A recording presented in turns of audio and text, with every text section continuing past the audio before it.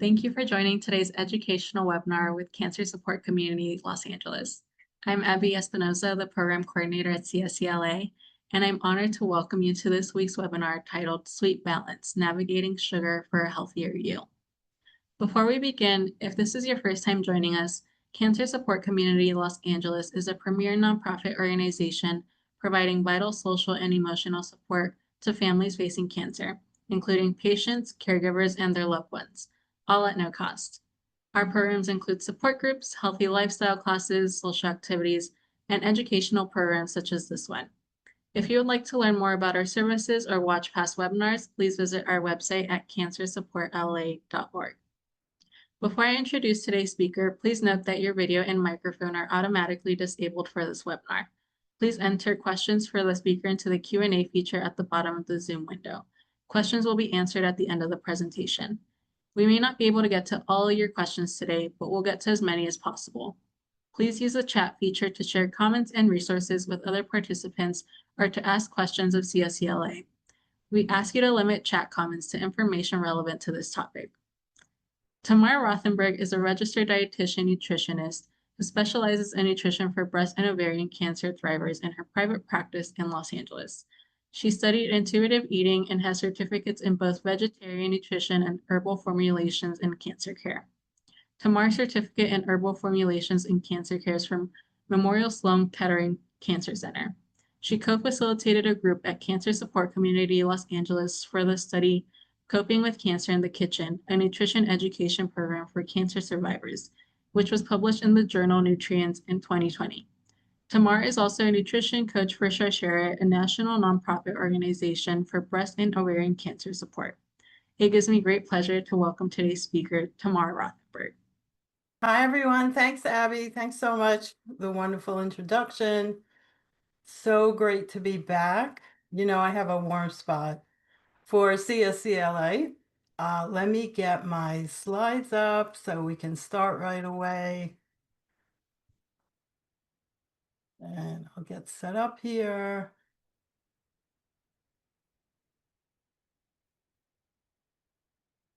And I'll just get this squared away. There we go. How's that? Hi, everyone. So as you know, we'll be talking about sweet sugar, sweet balance, navigating sugar for a healthier you. And here's kind of the agenda. I'm going to talk about really what is sugar, some of the common misconceptions, which I think there are many about sugar and artificial sweeteners. Artificial sweeteners, what are they? Are they safe? What does it mean when it's an artificial sweetener? And then we'll do a little decoding of the nutrition label. And of course, I'm going to show you some alternatives and delicious swaps for desserts and sweet things. So, but first, I had a woman come up to me when she heard about the webinar, and she said, "I'm so sorry, I'm not going to come because I really want to have cake." So here I am. This is my first slide. I'm telling you, yes, you can have your cake and eat it too. There's always room for celebrations. Okay? I hope that reassures you. So let's go on. I want to hear from you. Do you know what these ingredients are? What do you recognize some of them? Do you know what they are? You can just put them in the chat and show me what you think these ingredients are.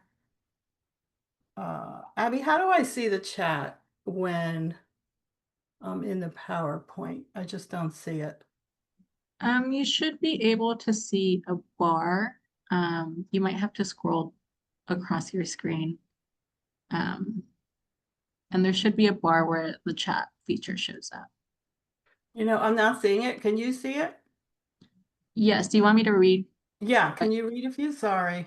Yeah, no worries. Here, I do see it now. Okay, yes, they are all sweeteners. Yes, sugar. Yes. So this is very true. And what you see here is, let me get this off.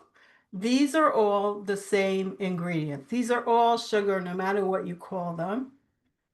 And I'm sure you recognize some of these: caramel, agave, evaporated corn sweetener, invert syrup, malt sugar, fruit nectar. They're all exactly the same ingredient.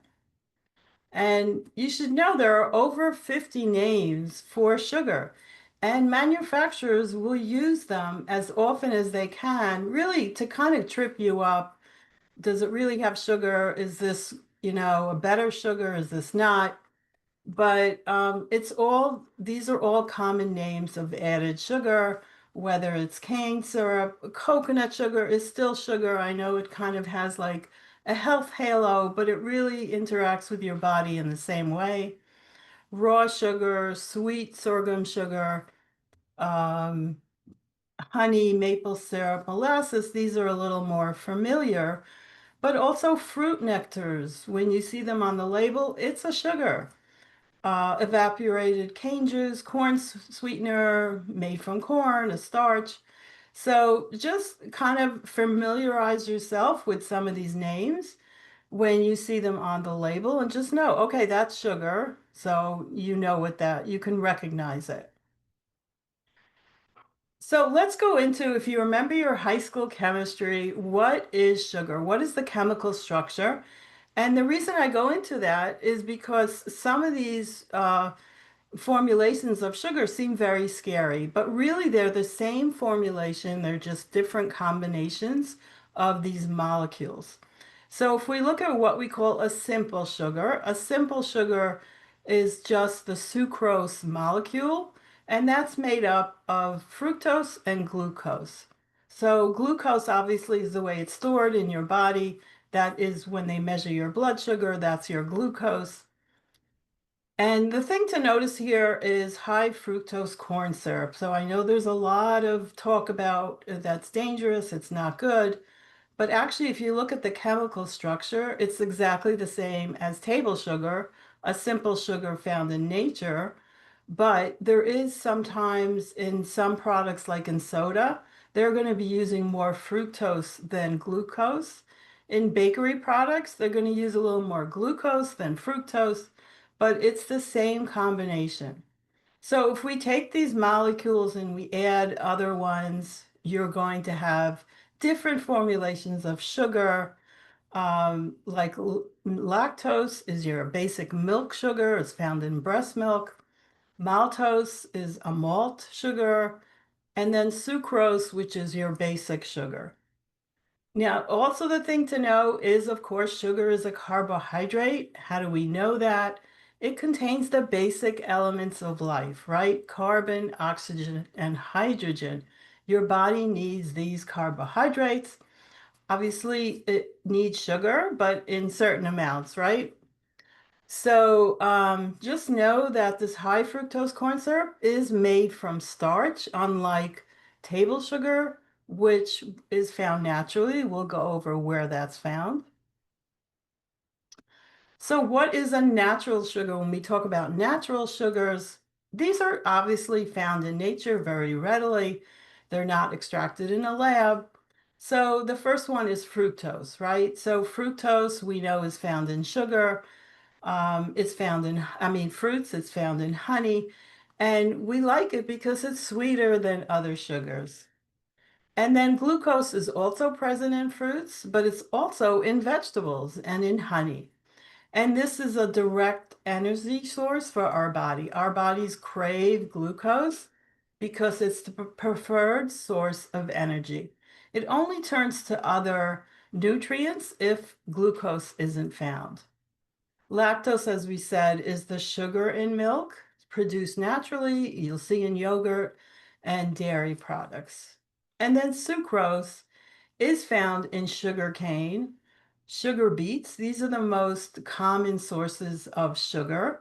We don't use sugar cane so much because it's just there's so much water that's needed to grow sugar cane. And it's also, sucrose is also a combination of fructose and glucose, as we said, a simple sugar, but it's also found in many plants. So there are natural sugars that are found in nature. And our body expects to have some sweetness when we eat food. So what do we mean by added sugars then? We went over natural sugars. What are added sugars? So these are usually extracts, right? They're extracted from a starch usually, like corn, or they could be extracted from barley, sprouted barley. We make barley malt from that, found in beer and other things. Corn syrup is extracted from corn. It's a starch. Cane sugar or cane juice, that retains actually some of the nutrients found in sugar cane. I would say trace nutrients. It's not a really good source of nutrients. Turbinado sugar, have you seen that? It's known as raw sugar. It's a little more granular. Rice syrup, this is very common because it's a cheap way to extract sugar, is made from cooked rice. And then we have malt syrup, dextrose, again, derived from starches. Fructose is found naturally, or we can make it from corn. And you'll see it in a lot of products because, again, it's pretty cheap to make. And finally, molasses. Molasses does have some trace minerals, and it's found in sugar cane. It's really kind of the leftover element of sugar cane that is released when you make sugar from sugar cane, and so that's made from sugar cane or sugar beets. Beet sugar is not used so much. It's a little more expensive, and now also people want non-GMO, and that makes it even more expensive to find, non-GMO beets. So whether we're talking about, added sugars, natural sugars, they're all going to have an impact on our blood sugar.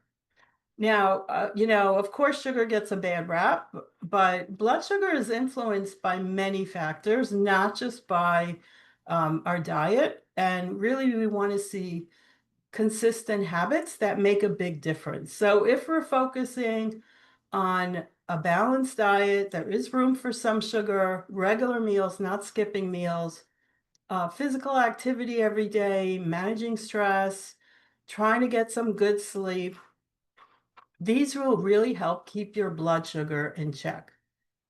And then the most impact sugar has on our blood sugar is really through what we call simple carbohydrates. These are refined sugars that go down very easily. And so they're mostly sugary drinks and refined grains. And so they can cause a real quick spike and then a lower reduction in blood sugar. So really, soda is kind of the greatest source of sugar in our diet, and that has the most impact on our blood sugar. But if we have what we call, a balanced diet, if we're adding fiber, protein, and healthy fats, this helps slow digestion. That leads to steadier blood sugar levels. And that's actually what some of the GLP-1s do. They slow digestion, so you feel fuller and your blood sugar can stay a little steadier. So I hope that clears some of the misconception around you can never have dessert. You can. There are ways to incorporate sugar into your diet. So how do we spot sugar, right? We have to be a sugar detective because manufacturers will use everything they can to trip you up, right? So let's look at some of the names to watch for. We went over some of them. But sugar doesn't always appear just as sugar. It could be white granulated, brown sugar, beet sugar, raw sugar, sugar cane juice, all exactly the same impact on your blood. Nectars. So agave nectar, even though it sounds so healthy, is basically a heavy syrup. So it's peach nectar, fruit nectar, and then the syrups. These are the words to watch for, right? Sugar, nectar, syrup. And that could be your high fructose corn syrup, which is used most often in packaged goods. It could be carob syrup, maple syrup, or malt syrup. And then the clue here is looking for the word OSE. that ends in OSE. That's your clue that it's a sugar. That could be sucrose, dextrose, glucose, fructose, anything with the OSE, you now know is a sugar. Have you seen these on products, these kinds of OSEs? Have you noticed them? Uh, okay, I'm just looking through the chat, see if there's any questions I need to answer now. Okay, sorry. Okay, so moving on, let's go into some of the common misconceptions about sugar. So we know there are less processed forms of sugar. Does that mean they're healthier? Let's go into that. So as I said, coconut sugar has this health halo because it's made maybe from a natural source like coconut. Honey, obviously made from bees. Blackstrap molasses, as I said, has some minerals. Pure maple syrup, date syrup, which I happen to love and I'm partial to. It does have some minerals as well. And monk fruit, which is kind of the newest one on the block that is made naturally from a fruit. It's actually very processed very little.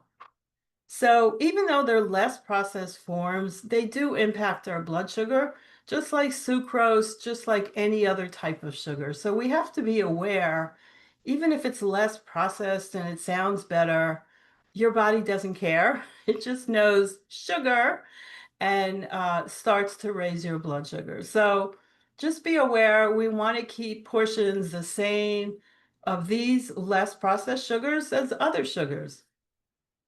So how do we define added sugars? According to the USDA, added sugars, this is their definition, are sugars and syrups that are added to foods and beverages when they are processed or prepared.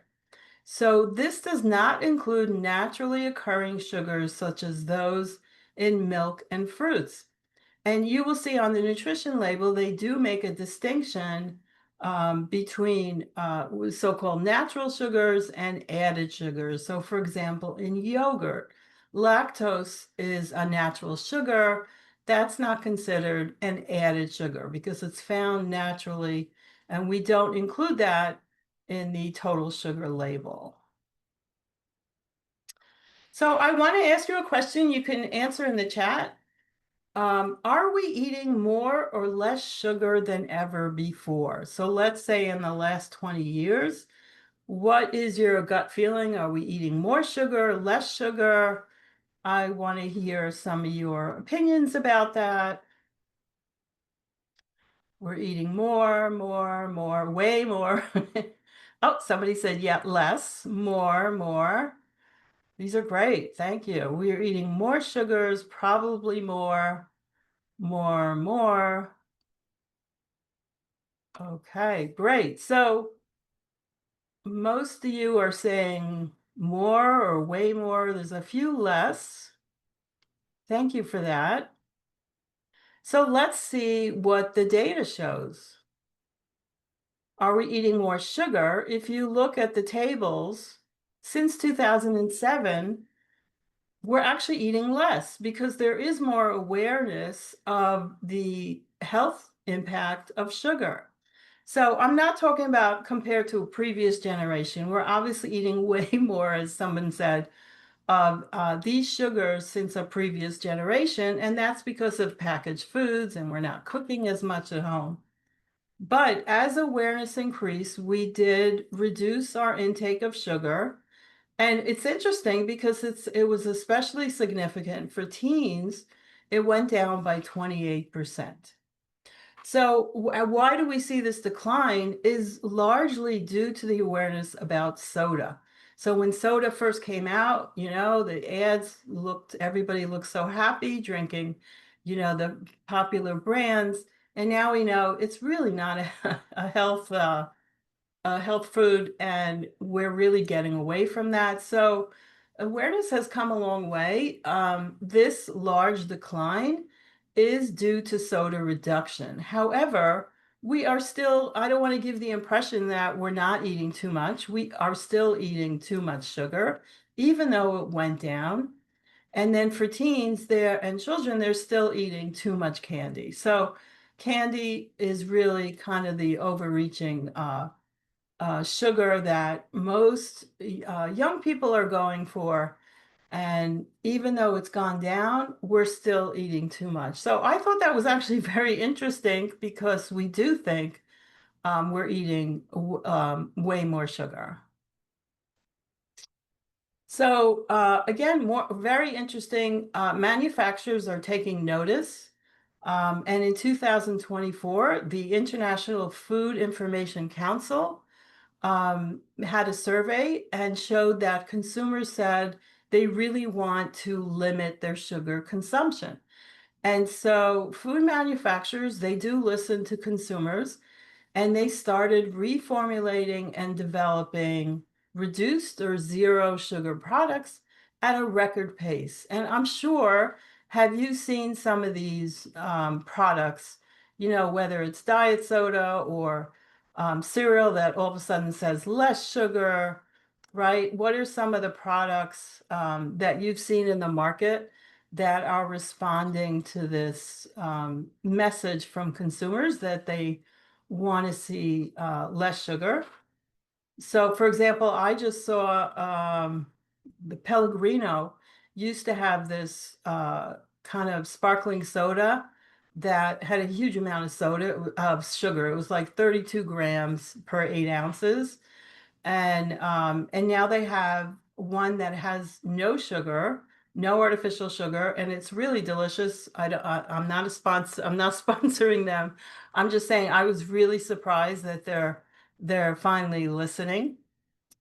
Coffee creamer, yes, thank you. Coffee creamer, you can now find better brands where it used to be really, really sweet, like candy.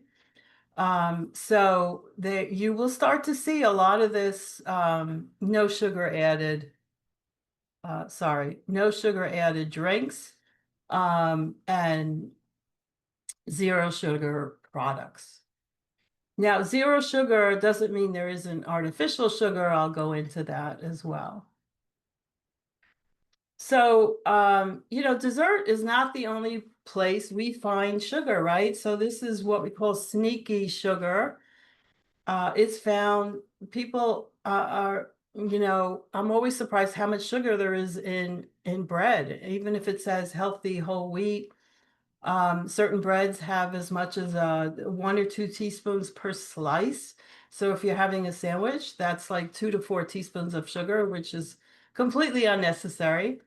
Obviously candy, but now coffee and tea, right? Have you seen coffee drinks, tea drinks, now that they have to disclose the nutritional value? You're seeing these are really desserts. Fats and oils, mayo. Why does mayo have sugar? I don't know. Flavored milk, obviously, and desserts like ice cream. But the quick breads, so pancakes, muffins, these are all uh, really loaded with sugar. You know, muffins are a dessert. They're not a breakfast item. Ready to eat cereals, even though it may say less sugar, it still has too much sugar for most of them. Sweet bakery, obviously sweetened beverages, but some of them are also sneaky where, you know, iced tea, you wouldn't think it would be so sweet, but it is. And then yogurt. So yogurt is my pet peeve because for the most part, in some products for kids, you will see it has even more sugar per ounce than the adult version. And really, that's just insanity, right? They should not be having more sugar than us. So, but what is the recommended limit, right? So we all want to know, well, how can we still eat sugar and it won't impact us as much? So the first thing to know is on a nutrition label, it's listed as grams. One of the few products still listed as grams, but that's because it's much more accurate. So just keep this in mind that 4 grams is equal to 1 teaspoon, and that's how sugar is listed. So the American Heart Association, which I go by on this instance, recommends no more than 6 teaspoons, that's 24 grams of added sugar. Okay, so added sugar does not mean fruit or the lactose in yogurt. It's what the manufacturer adds. And then men can have 9 teaspoons. And this is the recommendation that we don't see that much of a health impact going forward. Obviously, for someone diagnosed with metabolic disorders or diabetes, pre-diabetes, you may want to, juggle that a little, but that's the basic recommendation. And then for children aged 2 to 18, they should have less than that, 6 teaspoons of added sugar. And for babies, this is relatively new, only in the last, I think, few years, that there's no added sugar recommended for children under 2 years. So there's no reason they should be having added sugar. Also because they get used to very, very sweet things, and that's kind of the expectation as we grow up. So this added sugar, I just want to again say, this does not include fruit. Fruit is not considered an added sugar because it's the whole package that doesn't raise your blood sugar as much because of the fiber, the protein, and because it's in the whole fruit, right? Not in the juice. Another way to look at it is the US Dietary Guidelines recommends that sugar not be more than 10% of your total calories.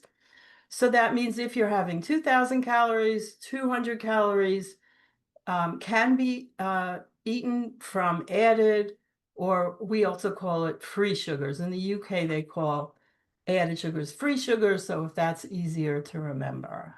Okay? All right, so let's go into artificial sweeteners. I know that's a hot topic. So here, what I put on this slide are artificial sweeteners that have been extensively tested by the FDA, and they are approved. There are 6 of them, and the ones on the market now are considered safe. Any ones that were not safe were taken off, and I'm sure you remember some of them. These are also called, they have many names, right? Artificial sweeteners, non-nutritive sweeteners, low calorie or no calorie sweeteners. They're all sugar substitutes. They give foods and drink a sweet taste with little or no calories or carbohydrates. And people often use them to cut down on added sugar, manage weight, or control your blood sugar levels. They're used very little because they can be 100 times more intense than regular sugar. So if you're using these sweeteners in place of sugar, the result is fewer calories and carbohydrates. And I actually have a slide on exactly what that means. So again, I want to point out these have been extensively tested. You probably saw the headlines last year where the WHO came out with a study that said that aspartame was not safe. And it turns out the headline was really skewed because if you look at the fine print, they said the risk begins at higher amounts, which is 9 to 14 cans of diet soda. So I like to say if you're having 14 cans of diet soda, you probably have more problems than artificial sweeteners, right? So, and the FDA also said that they are safe even at higher amounts. So that was in particular to aspartame and cancer risk. So I think it's important to read the fine print. So some of those artificial sweeteners that we saw, those 6 approved ones, they have brand names that you're probably familiar with, right? Have you seen these brand names on the market? Whoops, sorry. I'm sorry. Trying to get to the chat. Okay. So we have, let's see, aspartame could be NutraSweet, Equal, saccharin could be Sweet and Low. Sucralose, that's a popular one, that's Splenda. The last one is called stevia. Now, stevia is different than the approved artificial sweeteners. Why? Because it's extracted from a natural source from a plant, and it has a special designation called GRAS, generally recognized as safe by the FDA. So even though, again, people think it's so healthy, and it probably is, it has not been clinically tested like the other 6 artificial sweeteners. It is actually highly processed the way it's extracted.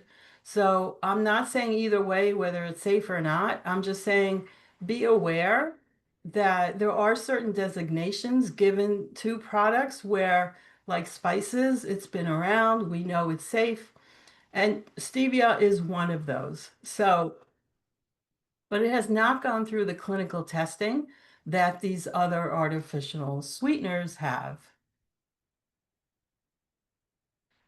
So how do we compare artificial sweeteners to sugar? If we take one packet of artificial sweetener, let's say Splenda, that has 4 calories and 1 gram of carbohydrates. And again, if we're doing, they're all around 3-4 calories and 1 gram of carbohydrates, whether it's sugar twin or equal. And let's compare that to sugar. So 1 packet of sugar will be 11 calories and 3 grams of carbs, which doesn't sound like a lot, but if you're baking or doing other things, you're probably using way more than a packet of sugar. So that's where it starts to make a difference, right? Sugar alcohol. So what is a sugar alcohol? These are a little different. The formulation is very different, and they vary from 25% to 100 times as sweet as sugar. They are, again, slightly lower in calories than sugar and don't cause blood glucose to spike.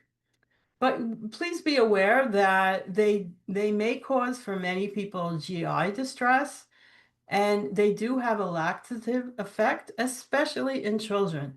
So I can remember when they first used it in, I think, potato chips or other um, products, that people were starting to get diarrhea from this. So be aware. And then really these ingredients are called polyols. They are FODMAPs, which, if you are familiar with IBS, these are collection of foods that actually cause GI distress, particularly in people with IBS. So if you have IBS, know your triggers. The sugar alcohol will probably not be a good sugar substitute for you. What are they called, the sugar alcohols? Well, here's your second clue. They mostly, almost all of them, end with OL. So it could be lactitol, maltitol, mannitol. I'm sure you've seen some of these. Sorbitol, xylitol, I've seen on a lot of products. Glycerol, and then the 2 exceptions are hydrogenated starch and isomalt. So just know, again, on the label, when you're seeing, it could say artificial sugar, but these are really sugar alcohols. They're going to interact very differently with your GI system than other sugar substitutes.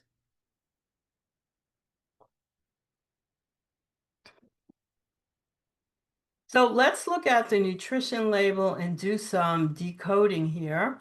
How do you identify sugar on the nutrition label?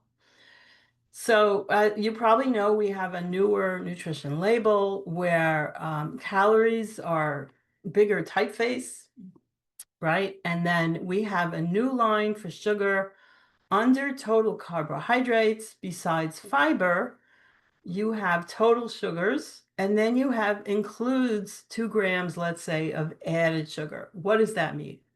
Total sugar includes any of the natural sugars. So let's say you have lactose from yogurt, maybe that would be a couple of grams. And then the added sugars are what the manufacturer added. They're not found naturally in the product. And that's what you want to look at.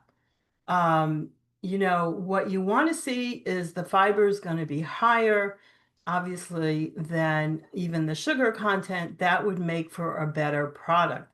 So really, if you're standing in the grocery aisle looking at nutrition labels, I would first look at fiber. That is your clue for a better product, right? So check your ingredient list for the sugars we talked about. It should end, if it ends in OSE or OL. These could be sucrose, all those names that we saw, over 50 names. Be aware of the different names for sugar. It could be a syrup, it could be a nectar, honey. These are all sugars. And then look for the total carbohydrates and the added sugars.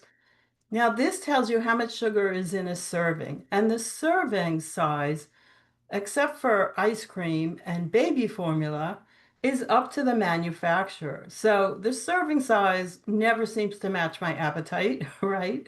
So you want to check how much am I really going to eat of this rather than the serving size, because that will tell you really how much sugar you'll be having. Does that make sense? Oh, right. Thank you. Xylitol is extremely dangerous, especially for dogs. Thank you for pointing that out. Um, I see in the chat, aspartame gives me severe diarrhea and cramps. That makes sense. Everybody has, different sensitivities to these sugars. So continuing on nutrition label lingo, this is where manufacturers want to trip you up. So let's look at what these terms really mean. If we go by what's approved by the FDA, sugar-free has a definitive meaning.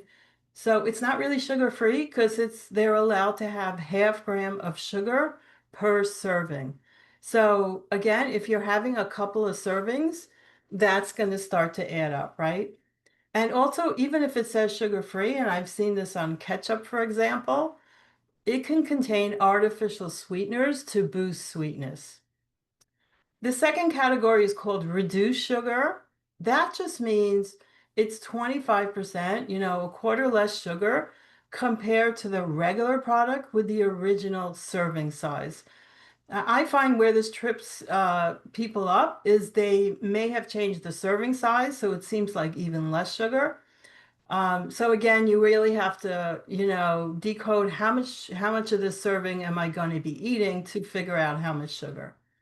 And then the term low sugar, which you'll see in a lot of products, has no established definition, but manufacturers are allowed to use it. No one knows what that means. So you can't really go by low sugar. And even if it says low sugar, it could be high sugar in the amount that we're choosing to eat. So something to watch for, right? Okay, so health benefits. Are there health benefits to these artificial sweeteners? Well, there are mixed results.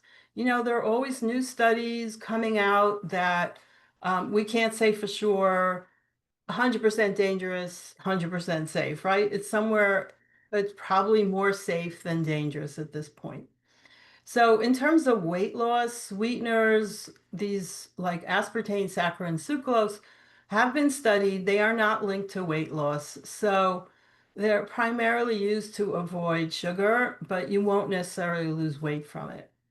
There are emerging studies coming out saying it may not be great for your GI health, that it actually disrupts the what we call the gut microbiota, and that's emerging. So we don't know for sure yet.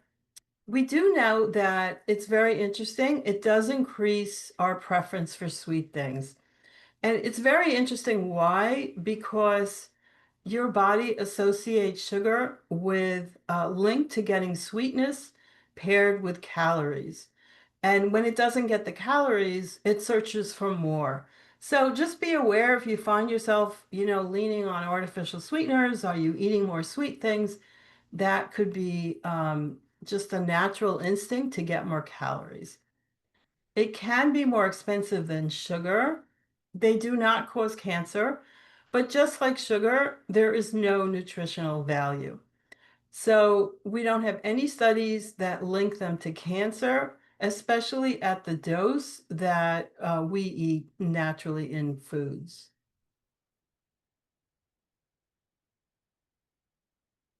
Again, so some tips for getting the most out of your artificial sweeteners, for example, it is still recommended for individuals for pre-diabetes or diabetes. So I wouldn't want you to stay away from artificial sweeteners because you think they're not good for you. They are still recommended for these conditions. Now, if you prefer, really the best way is to use a regular version of a food like a regular sugar, and then just cut back on the serving size. And ideally, limit both added sugar and low calorie sweeteners, and only because we want to make more room in the diet for healthy and nutritious foods. So, for example, if you're having a snack, instead of reaching for a muffin, reach for something with protein, a little fat to keep you satisfied. And in this way, we'll have more room. You can still have your dessert later on, but more room for added nutrition during the day. And here's another idea. It's called the dessert flip. So you can have this beautiful cheesecake with a little bit of fruit, some berries, or you can, flip it and say, I'm going to have a lot more berries and a smaller portion. And you may be just as satisfied. You can practice a little mindful eating here, where you're getting the fiber and the delicious antioxidants from the fruit and still having some sweetness in your life. Does that make sense? Is this something you might do you think? I see a question about all of those. Yes, thank you. So this is kind of an easy switch. Yes, thank you so much. I hope this works for you. Great idea. Thank you. Great suggestion. It's an easy switch where you're still having something you love, and enjoying dessert. So remember to do the dessert flip. Here are some other easy swaps I hope you can try. Instead of fruit-flavored yogurt, some of them don't use real fruit, they're using jam. It's way more sweet than you would actually if you made it yourself. So buy the plain full fat. If you want, extra like a dessert, then you might buy a full fat yogurt and top it with fresh fruit. Try kefir. I don't know if you've tried it. It's an amazing healthy food for your GI. You can blend it with fresh fruit instead of buying the fruit flavored one. And let's say you're traveling, you can't take fruit with you. So instead of that, try a fruit or vegetable leather strip. They have them now without any added sugars. And salad dressing, there really shouldn't be in most salad dressing sugar, but there is. So really, it's kind of easy to make your own. Just take a bowl and use a fork to whisk it up. You don't need any extra equipment. And use a 3-to-1 ratio of oil and balsamic vinegar. And vinegar actually can help stabilize your blood sugar as well. Sports drinks. So this was originally made for athletes and marathon runners, and now we're all marathon runners. So instead of that, which really has a lot of sugar, try making your own. A little coconut water, make your own with lemon juice, salt, and a bit of honey, and it's going to be, much less sugar than the sports drinks you're buying. Again, soda should just not be on your list. Try sparkling water with some mint, some herbs, some, oranges. For a traditional dessert, instead of a pastry, once in a while, try fresh berries and use real whipped cream. It's a delicious dessert, and again, we're doing kind of that flip where you're having mostly berries. Ketchup again is something that drives me nuts because obviously they're using sugar to counteract the tartness, but you really don't need it and you can get used to not having it. So search for brands that have simple ingredients with no added sugar. I have seen ketchup where it says no added sugar, but it does have artificial sweeteners, so be aware of that. And then, of course, traditional jams, peanut butter. Try to look for those without added sugar. I've seen date syrup, which I do use a lot for baking, with added sugar. That's completely unnecessary. Date sugar is sugar. So try to find a brand that doesn't include those added sugars. One way to cut back on some sugar cravings is to add some nourishing fats like raw nuts, seeds, avocados, olive oil, even full fat dairy once in a while. This does help to reduce some of those sugar cravings. If you're on medications in cancer care, there are many of them besides steroids that can cause, high blood sugar, hyperglycemia, insulin spikes and spikes your blood sugar. So you may need to manage it with medications and lower your carb intake in that case. And then just to start, if you're, trying to get away from soda, start by switching to mini cans of diet soda and see if that's satisfying enough. So this recipe is a little hard to see, but let's make this recipe. It's called a chocolate peanut butter yogurt bark. It's really delicious. There's no baking involved, no special equipment. You can use any nut butter. This has a 1/4 cup walnuts crushed, 2 cups of Greek yogurt, a 1/2 cup of peanut butter, 2/3 cup chocolate chips, 2 tablespoon maple syrup for the whole bark, and then a little salt to bring out the sweetness. If we're looking at a serving, that's 2 squares. So it comes out to about 3 teaspoons of sugar per serving, which is 2 squares. So this doesn't include the lactose from the yogurt. So it's really about 12 grams free sugar per serving. It's really kind of a lower sugar compared to any pastry or product that you're going to buy. So let me show you the video of how to make it. It's really simple. Again, use any nut butter here. Chocolate peanut butter yogurt bark. Really only 6 ingredients. You're going to add yogurt to the bowl, peanut butter, maple syrup, a little bit of salt. Whisk it together. It's already starting to look creamy here. Add your chocolate chips. You're going to microwave that a little so it's creamy. And then you're just using it, spreading it on parchment paper on a baking pan, topping it with those crushed walnuts. And doesn't that look good? You're going to freeze it for 3-4 hours. And it's really nice in the summer because it's frozen. So I hope you enjoy it. Does this seem like something you might make? Oh, somebody's having a kefir mixed with fresh fruit smoothie daily. Yes. Yum. Yes. Oh, good. It doesn't look good. Yeah. Looks great. Looks delicious. Thank you.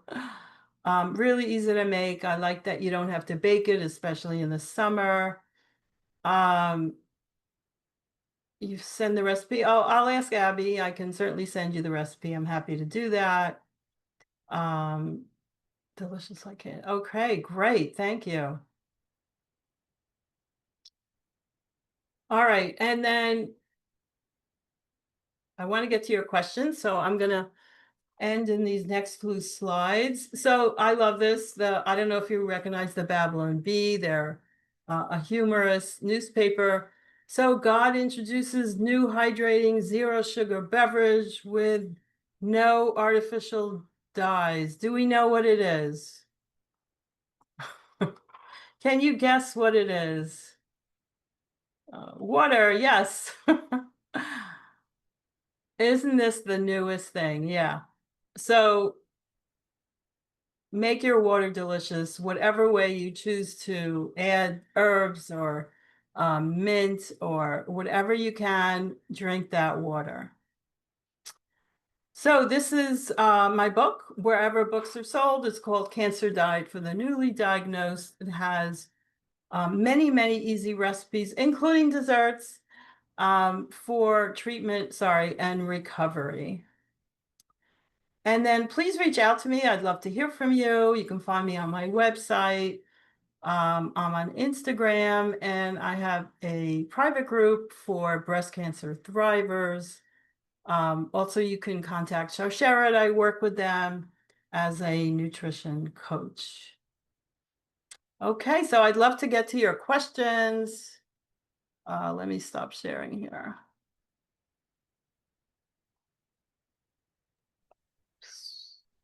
Thank you, Tamar, for your amazing presentation. If Thank anybody you. has any questions, please feel free to put them in the Q&A, and I will go ahead and get started. So someone is asking, which sugars do you recommend for diabetics, which have the lowest slash higher glycemic index? They're all pretty much the same as you saw when we compared them to sugar. So it's really a question of, are you using it for baking? Are you using it in a drink, that kind of thing. So it's your preference. It's not at all the same when you compare it to sugar. So they're really all pretty similar. Thank you. Let me stop this. And someone is asking, what are your opinions on soda alternatives? Poppy, Olipop. Are these Oh, alternatives preferable if we wish to have a drink alongside our meal?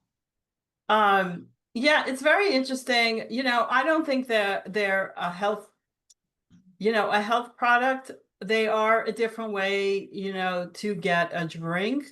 Again, my concern is if you're getting used to sweet things, and we tend to not drink water anymore. I think some of them have added fiber, right, that can make people uncomfortable with added gas. So it's up to you, again, in moderation. I wouldn't have too many of them. If you need something different during the day, it's certainly, I would say it's probably preferable to a diet soda. Thank you. And then can you discuss a little bit more the impact of artificial sweeteners on the microbiome? It's really interesting. As I said, it's emerging research, so I can't say that it's definitive, but we do see that it interacts with some of the healthy bacteria that we need. So possibly making the GI system not as healthy. So I would say definitely need to use it if you're diagnosed with diabetes. Otherwise, maybe just use very little of it or less. Go for natural sugars and reduce the serving sizes if you can. Thank you. And then how do we balance carbs to ensure we don't exceed the limit of daily grams in sugar? Wait, so I'm not sure I understand the question. You mean the foods with carbs or Yeah, so they're asking, maybe they want to ask it a different way. I'm not sure I quite understand it. I yeah, did see a comment about what is wrong with diet soda. There's nothing wrong with it. I just don't want people to become too dependent on it, on a sweet thing. So maybe an alternative would be a less sweet drink. I wasn't saying that diet soda, there was something wrong with it. perfect. Thank you. And are dark chocolate chips better than regular sweeter chocolate? Oh, that's a great question because I just saw there's a very low sugar chocolate chip that I think Ghirardelli has out. So the darker the sugar, the less, I'm sorry, the darker the chocolate, the less sugar. That's the only reason to go for the more dark sugar. Not even bittersweet, it has to be dark sugar. So I would definitely go for that lower sugar chocolate chips. It's still sweet, they're still good, but you're not getting that big hit of sugar. Does that make sense? Yeah. Thank you. And then someone is asking your opinion on dried fruits. Dried fruit, yes. So dried fruit has its place, but we have to be aware. Think of how much fruit could you eat if it was whole, right? So dried sugar has all the moisture, the hydration taken out of it, the water. So you can eat very easily a quarter cup, which might be like 5 or 6 apricots, which you couldn't eat that if it was whole, right? So that's the only thing I would watch for. I would use it sparingly, and think about how many of these could I eat if they were whole. So you want to keep to that ratio. Perfect. And then someone is asking, does sugar have any impact on cancer? Does it feed cancer? I believe you touched on artificial sweeteners, but they're talking about sugar in general. Yeah.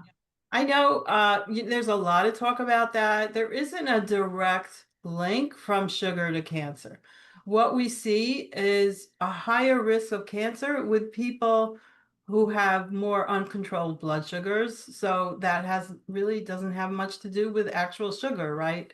So the impact is going to be on our body is going to be the blood sugar level to keep that control, but we don't see any link. It does not feed sugar because unfortunately cancer is very wily. It will use any nutrient to grow, whether it's fats, protein, whatever it can get its hands.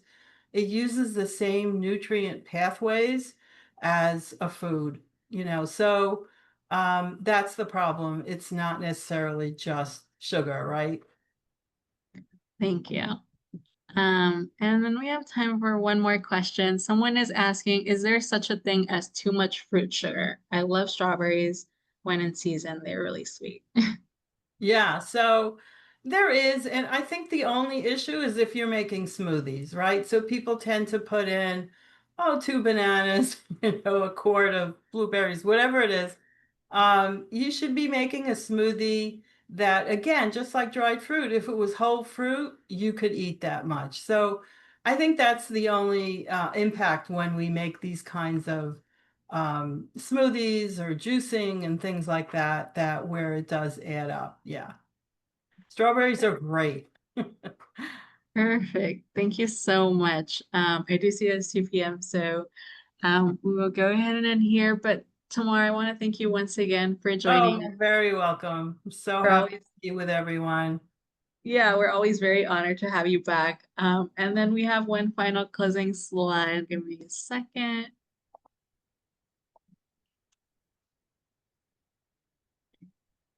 So if you would like to learn more about Cancer Support Community Los Angeles, please visit our website at cancersupportla.org.